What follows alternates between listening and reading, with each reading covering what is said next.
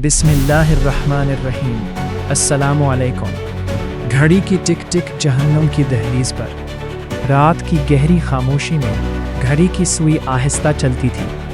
हर टिक में एक धमकी, हर टॉक में एक जान थी। ट्रंप ने कहा, ईरान को जहन्नुम में उतार दूंगा, पुल उड़ा दूंगा, बिजली घर जला दूंगा।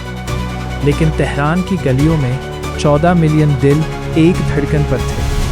हम वतन के लिए जान देने को तैयार। लाइक करें और सब्सक्राइब का बटन दबाएं। ये सिर्फ जंग नहीं, दो ज़मानों की टकराव थी। एक तरफ अमरीकी ताकत का गरूर, दूसरी तरफ 5000 साला फारसी रूह। हरमस की आबादी बंद थी। दुनिया का तेल $115 पर पहुंच गया। लेकिन ईरान ने आर्जी जंग बंदी से इनकार कर दिया। हमें मुस्तकिल अमन चाहिए। नौजवानों ने बिजली घरों पर इंसानी जंजीर बनाई। वही नौजवान जो कल तक एहतजाज करते थे, आज वतन के सिपाही बने।